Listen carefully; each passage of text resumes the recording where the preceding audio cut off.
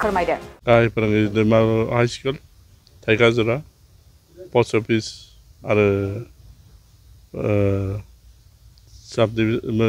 Post office रुनिकाटा जिल्ला चिरां आसाम आङो बे फरायसालियाव प्राय 1985 मायथाइनिफ्रायनो एमइ स्कुल आरो हाई स्कुलाव 1997 मायथाइनिफ्राय गाहाय फोरोंगिरि हिसाबै मावबोदोंमोन।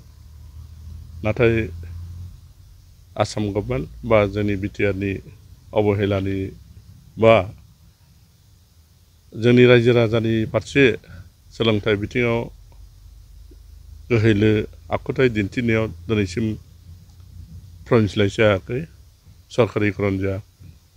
बेनि थाखाय जोबोद दुखुनांथाव आरो गोसो सिंनिफ्राय बिथांमोनखौ एसे सोंखारिनायजों लोगोसे खावलायदों फैगौ बोसोराव जाहाथे फैगौ समाव थालांनाय बे फरायसालिफोरखौ गासै जोंनि बिटिआरनि बिटिसिनि ओनसोलाव थानाय मोनब्रै डिस्ट्रिक्टनि गेजेराव गंफ्रोमबो फरायसालिखौ जाहाथे प्रभिन्सियेलाइज खालामनानै बिथांमोननि फोरोंगिरि बिथांमोननि जिउ राहा लामाखौ जाहाथे गोबाङै दैदेनलाङो।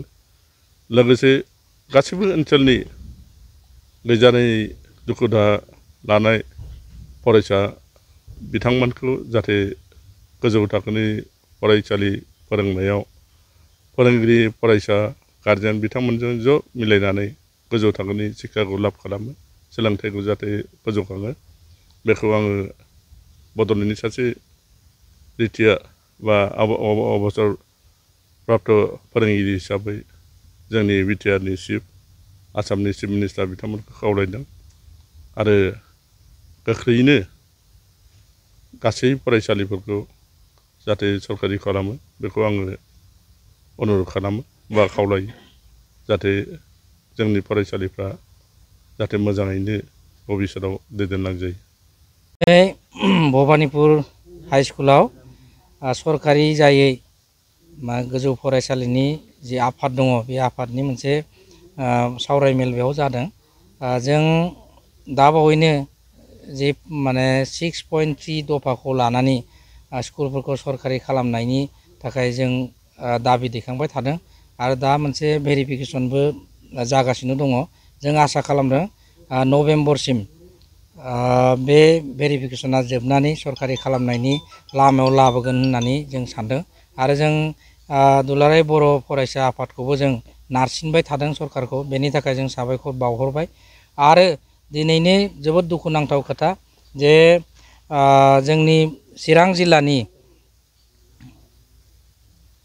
दैमालु हाई स्कुलनि गाहाय फोरोंगिरि दिनेन्द्र नार्जारि सारा आजिरा मोनबाय, बेथन मोनालासिनो आजिरा मोनबाय।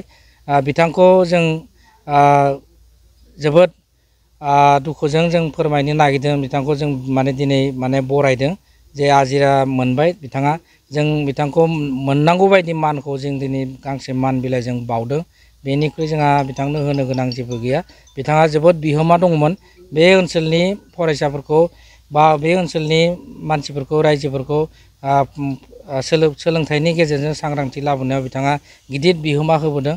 बिथांखौ जों साबायखर बावहरदों। बिथांसिम जों खुलुमनाय थाबाय। बिथांनो जि माने बेथन मोनाब्लाबो बिटिसि सरकारनि फारसेनिफ्राय बिथांनो 10 लाख रां माने अनसुंथाइ होनायनि बेबस्था खालामनानै होनांगौ। मानो होनब्ला जोंनि बिटिसिनि चिफ प्रमद बर' बिथाङा बुंदोंमोन जे सरकारि नङै फरायसालिनि जायफोर फोरोंगिरि दङ बिथांमोननि रिटायारमेन्टनि समाव खमसे खमब्लाबो 10 लाख रां माने अनसुंथाइ होनायनि बेबस्था आं सरकाराव फैयोब्ला खालामगोन होननानै बिथाङा बुंना दोनखानाय दङमोन। बे हिसाबै जों दाबिबो दैखांनाय दङ जोंनि आफादनिफ्राय।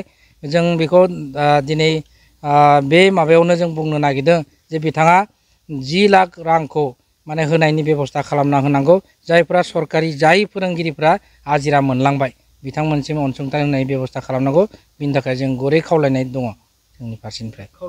बे 10 लाख रांखौ बिथाङा गावनि खुगाजोंनो बुंनाय खोथामोन जे आं सरकाराव फैयोब्ला 10 लाख रां अनसुंथाइ होनायनि बेबस्थाखौ खालामगोन होननानै बिथाङा गावनो बुंखानाय खोथामोन बे हिसाबै बिथाङा खोथा लाखिनांगौ जिहेतु बिथाङा सासे दैदेनगिरि हिसाबै बेखौ खालामनांगौ आरो बेखौ जुदि खालामनाय जायाब्ला अब्ला जोबोद इनाय खालामनाय जागोन आरो जोंनि जि माने आन्दलन बे आन्दलनखौ जों आरो गोख्रों खालामगोन आरो बे दाबिखौ जों दैखांबाय थागोन।